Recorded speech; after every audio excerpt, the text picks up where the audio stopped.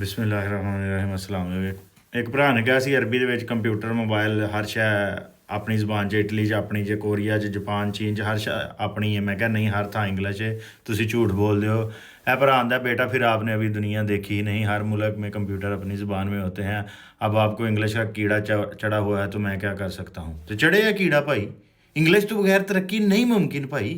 ਜਿੰਨੀ ਦੇਰ ਤੱਕ ਦੁਨੀਆ ਦੀਆਂ ਸਾਰੀਆਂ ਜ਼ਬਾਨਾਂ ਨਹੀਂ ਮੁੱਕਣਗੀਆਂ, ਤਰੱਕੀ ਨਹੀਂ ਹੋ ਸਕਦੀ। ਖਾਸ ਤੌਰ 'ਤੇ ਪੰਜਾਬੀ, ਸਿੰਧੀ, ਪਸ਼ਤੋ, ਬਲੋਚੀ ਮੁੱਕਣਗੀਆਂ, ਉਸ ਦਿਨ ਅਸੀਂ ਤਰੱਕੀ ਵਾਲੀ ਗੱਡੀ 'ਤੇ ਚੜ੍ਹਾਂਗੇ ਅਤੇ ਤਰੱਕੀ ਕਰਾਂਗੇ।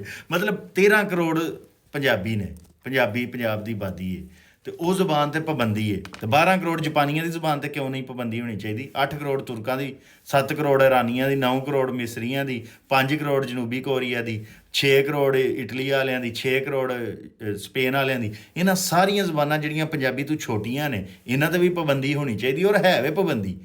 ਸਾਰੀ ਦੁਨੀਆ ਜਿੱਥੇ ਵੀ ਤੁਸੀਂ ਮੁਲਕਾਂ ਜਾਓਗੇ, ਉਹ ਸਾਰੇ ਅੰਗਰੇਜ਼ੀ ਬੋਲਦੇ ਨੇ, ਕਿਉਂਕਿ ਇੱਕ ਚੀਜ਼ ਹੈ ਆਲਮੀ ਸਤ੍ਹਾ। ਉਸ ਆਲਮੀ ਸਤ੍ਹਾ 'ਤੇ ਸਿਰਫ ਇੰਗਲਿਸ਼ ਬੋਲੀ ਜਾਂਦੀ ਹੈ। ਡਾਕਟਰ, ਇੰਜੀਨੀਅਰ ਹਰ ਸ਼ੈ ਇੰਗਲਿਸ਼ 'ਚ ਬਣਦੇ ਨੇ। ਜਿਹੜਾ ਬੰਦਾ ਵੀ ਆਂਦਾ ਕਿ ਲੋਕ ਆਪਣੀਆਂ ਜ਼ਬਾਨਾਂ 'ਚ ਪੜ੍ਹਾ ਰਹੇ ਨੇ, ਉਹ ਗਲਤ ਕਹਿ ਰਿਹਾ। ਕਿਉਂ? ਜਿੰਝ ਪੰਜਾਬੀ ਜ਼ਬਾਨ ਨੂੰ ਜੁਰਮਾਨਾ ਕੀਤਾ ਜਾਂਦਾ, ਬੋਲਣ 'ਤੇ ਤੋਹੀਨ ਕੀਤੀ ਜਾਂਦੀ ਹੈ, ਗਾਲਾਂ ਦੀ, ਪੇਂਡੂਆਂ ਦੀ, ਇਹਦੇ 'ਚ ਸ਼ਾਇਰੀ ਤੋਂ ਇਲਾਵਾ ਹੈ ਕੀ? ਇਹਦੇ 'ਚ ਕੱਖ ਵੀ ਨਹੀਂ। ਇੰਝ ਹੀ ਸਾਰੀ ਦੁਨੀਆ ਦੇ ਵਿੱਚ ਲੋਕ ਆਉਂਦੇ ਨੇ, ਸਪੇਨਿਸ਼, ਅਰਬੀ, ਤੁਰਕਿਸ਼, ਇਹਨਾਂ ਦੇ ਵਿੱਚ ਕੁਛ ਨਹੀਂ ਹੈ। ਜੇ ਤਰੱਕੀ ਕਰਨੀ ਜੇ ਤਾਂ ਇੰਗਲਿਸ਼ 'ਚ ਤਰੱਕੀ ਕਰੋ। ਅਤੇ ਇਹ ਰਾਜ ਸਿਰਫ ਸਾਡੇ 'ਤੇ ਹਾਲੇ ਖੁੱਲ੍ਹਿਆ। ਸਾਡਾ ਫਰਜ਼ ਹੈ ਕਿ ਸਾਰੀ ਦੁਨੀਆ ਨੂੰ ਅਸੀਂ ਦਸੀਏ ਕਿ ਇੰਗਲਿਸ਼ ਤਰੱਕੀ ਵਾਸਤੇ ਜ਼ਰੂਰੀ ਜੇ, ਆਪਣੀਆਂ ਜ਼ਬਾਨਾਂ ਤੁਸੀਂ ਵੀ ਖਤਮ ਕਰੋ।